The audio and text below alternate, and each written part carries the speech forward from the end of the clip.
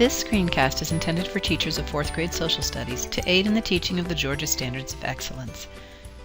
In 1812, just a few decades after winning our independence from Great Britain, it seems we are once again at war with them. In this screencast, we will look at how England's ongoing war with France led Parliament to place trade restrictions on American ships, and how the impressment of American citizens into the Royal Navy and Britain's alliance with the American Indians and interference in the Northwest Territories brought about this war.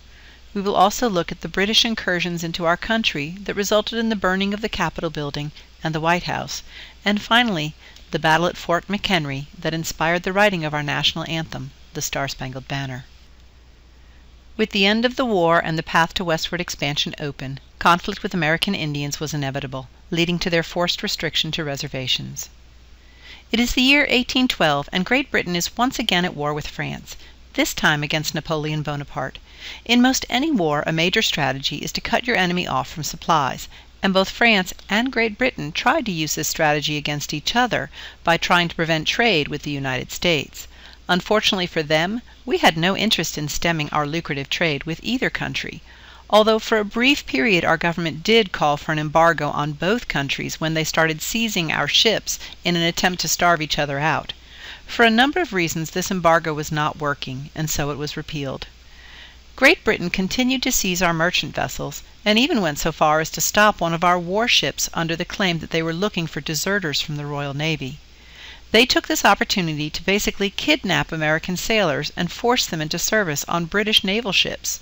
This was a practice called impressment, because the sailors were pressed or forced against their will, and it was this reason, perhaps more than any other, that eventually brought us to war.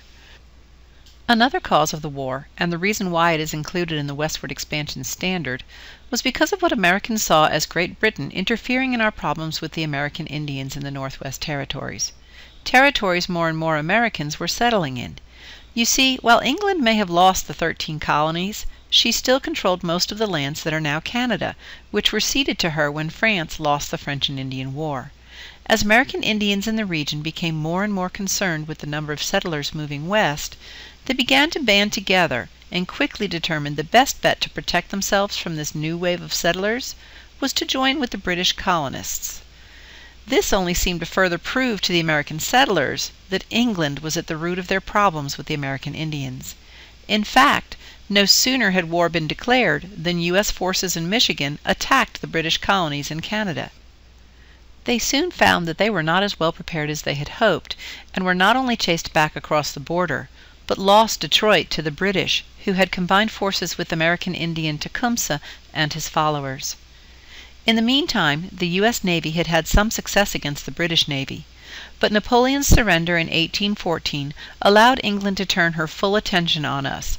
English ships quickly blockaded nearly our entire coastline and took control of Chesapeake Bay, landing soldiers who marched from there to our capital, Washington, D.C. In the attack, both the Capitol building and the White House were burned, along with many other government buildings. The British tried to take Baltimore by bombarding Fort Mchenry, which is the fort that guards Baltimore overlooking Baltimore Harbor. The fort stood firm against the onslaught for over 25 hours, after which the British basically gave up on it, and the sight of the American flag being raised over the fort after the long night of fighting inspired Francis Scott Key, who witnessed the battle, to write a poem titled The Defense of Fort Mchenry, which was later set to the tune of a familiar British song and changed to the Star-Spangled Banner. The song basically asks, does the American flag that flew over the fort the night before still fly that morning? The sound of the rockets and bombs going off all night were proof that the Americans still held the fort because the fighting continued. When dawn comes and the bombing stops, and the American flag is raised over the fort, Key knew that the Americans had been victorious. Unlike the other wars we will study this year, there really was no single battle or event that ended the War of 1812. It was, in fact, the end of the Napoleonic Wars that allowed England to turn her entire attention on us, that also essentially removed most of the reasons for the fighting in the first place. With peace in Europe restored, trade between France and England resumed, and so the need to restrict America from trading with either country no longer existed.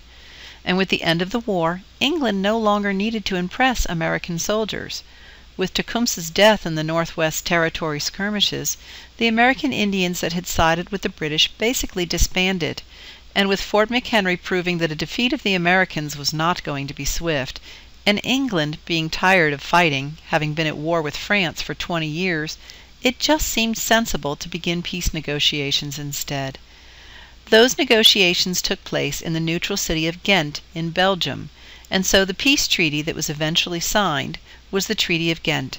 And also, unlike other wars, because neither side had actually won or even had a significant advantage, the treaty basically just returned everything to the way it was before the war had started.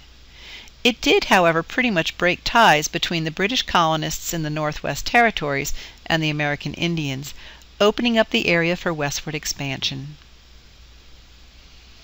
With Tecumseh's alliance destroyed and border disputes with British Canada being resolved, settlers once again began pouring into the Western Territories, and more confrontations with American Indians soon followed. By now the native people of this land had learned that American settlers were bad news and tried to prevent their expansion further into their territories.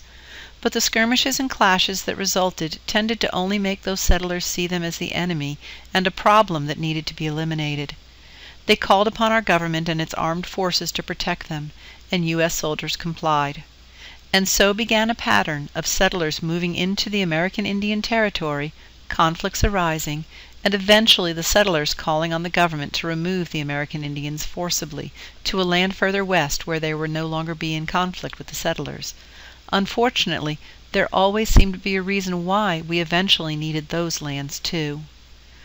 One of the most horrific of these forced removals was when the Cherokee, Seminole, Choctaw, and other tribes of the Southeast were forced to march from their native lands to reservations in Oklahoma under the auspices of the Indian Removal Act signed by President Andrew Jackson in 1830.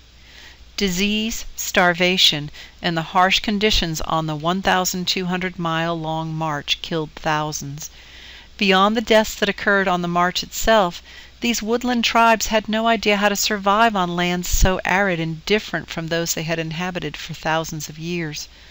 The heartache and death suffered on this horrific journey earned it the name of the Trail of Tears, and though they had been promised they would be left alone once they got to their new land, it took less than 50 years for us to come to want that land as well in our quest to fulfill our manifest destiny.